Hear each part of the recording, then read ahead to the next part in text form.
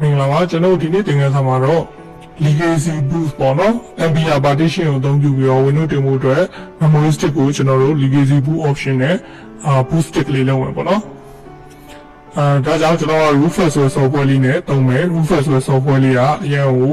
download လာလဲလွယ်ကူတဲ့အတွက်ဒီ software လေးနဲ့သုံးတာဖြစ်ပါတယ်ဒီ software ရဲ့ download လုပ်နည်းကိုလည်းကျွန်တော်ရှေ့သင်ခန်းစာကြီးမှာပြောခဲ့ပြီးဖြစ်ပါတယ်နော် Rufus ဆိုတဲ့ software လေးကို double click နှိပ်လိုက်မယ်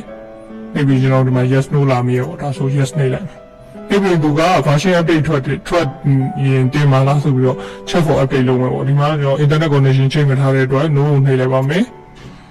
နှိပ်ပြီးရင်သူကစပြီးမြင်ရမှာဒီမှာ memory stick ကိုစိုက်ထားတဲ့ memory stick ကိုမြင်ရမှာဖြစ်ပါတယ် memory stick နှစ်ချောင်းစိုက်ထားရင်နှစ်ချောင်းပေါ့နော်ဒီမှာတော့ကိုက memory stick တစ်ချောင်းဝင်စိုက်လိုက်မယ် memory stick တစ်ချောင်းဝင်စိုက်ထားဖြစ်တဲ့အတွက်32 GB ဆိုပြီးတစ်ခုပဲပေါ်တာအဓိကတော့ကိုလုံးမဲ့ memory stick ကိုတစ်ချောင်းနဲ့စိုက်ထားတော့ကောင်းပါတယ်နှစ်ခုစိုက်လို့ရှိရင်ဘယ်ဟာကိုကျွန်တော် installation လုပ်မိမှမသိဘဲနဲ့အရေးကြီးတဲ့ file တွေပြတ်သွားတာဖြစ်မှာဆိုလို့တစ်ချောင်းနဲ့ပဲစိုက်ထားလိုက်ပါ memory stick တစ်ချောင်းနဲ့စိုက်ပြီးရင်ဒီမှာ boot selection ဆိုတဲ့အောက်မှာ disk or ISO image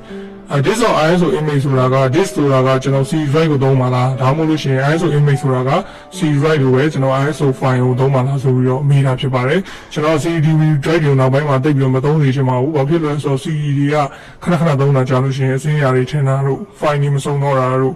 တဝက်တစ်ပြက်မှာထစ်သွားတာတို့ဒီလိုမျိုးတွေဖြစ်တတ်တယ်ဒါကြောင့် ISO file ကိုပဲသုံးပြီးတော့တင်ပြမှာဖြစ်ပါတယ်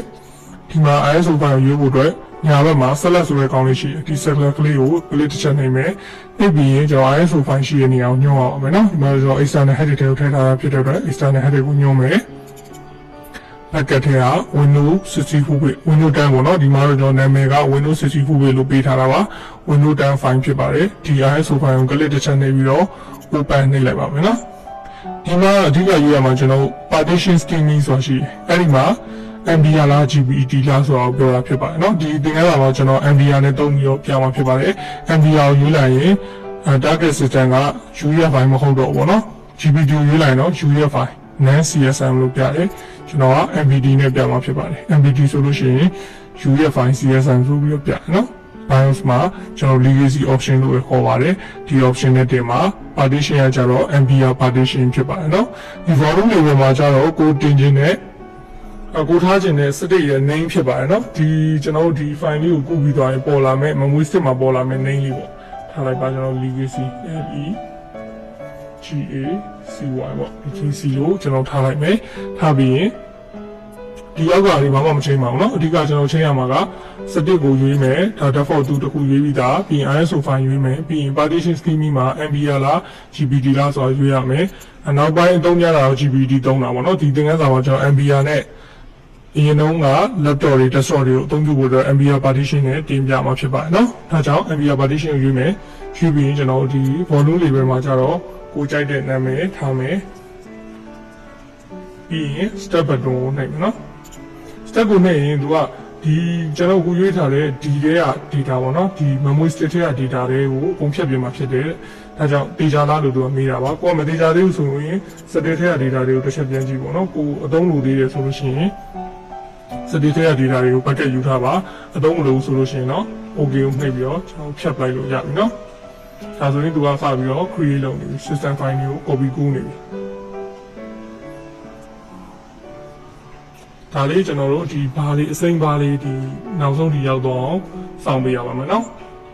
ဥမာ 1% မရှိသေးခဏစောင့်ကြည့်အောင်နော်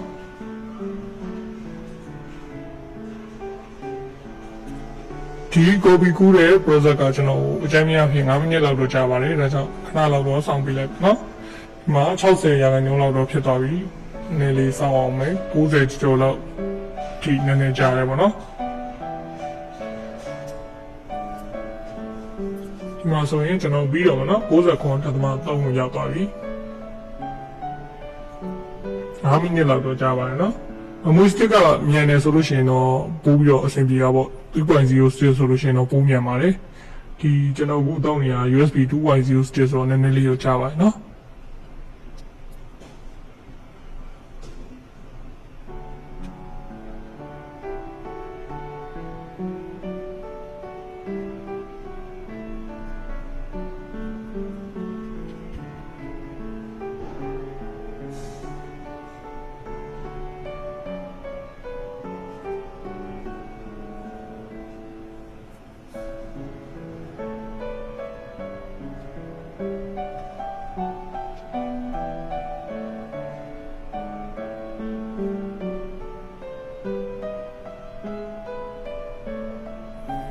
ဒီမှာဆိုရင်ကျွန်တော် ready လို့ပြသွားပြီဒါဆိုရင်သူ installation လုပ်တာပြီးသွားပြီเนาะ memory stick ထဲကို installation file ထည့်တာပြီးသွားပြီပေါ့ဒါဆိုရင်ကျွန်တော်အထဲမှာဘာရှိလဲဖွင့်ကြည့်အောင် stick ထဲမှာဘာတွေပါနေပြီလဲပေါ့နော် memory stick ကိုရွေးမယ် legacy ဆိုတဲ့ name နဲ့เนาะဒါဆိုရင်အထဲမှာ Windows system file လေးတွေရောက်နေဖြစ်ပါတယ်ဒါဆိုလို့ရှိရင်ကျွန်တော် Windows စပြီးတော့တင်လို့ရပြီเนาะဒီနည်းနဲ့ကျွန်တော်တို့ဘယ် Windows မဆိုတင်လို့ရပါတယ် Windows 7ဖြစ်ဖြစ် 8.1 ဖြစ်ဖြစ် 8ဖြစ်ဖြစ်ဒီလိုဒီ ISO file လေးကို select လုပ်ပြီးတော့ MB လား GBT လားရွေးပြီးတော့တင်လို့ရပါတယ်เนาะဒီနည်းနဲ့ဒီ Rufus ဆို software လေးကအရင်သုံးဝင်လို့ဒီဟာလေးကလွယ်တယ်သုံးရတာလေးလွယ်တယ်ပေါ့နော်ပြီးတော့ file size ကလည်း1 MB လောက်ပဲရှိတော့ဒါလေးနဲ့လောက်ရတာအဆင်ပြေလို့ပြောပြခြင်းဖြစ်ပါတယ်เนาะ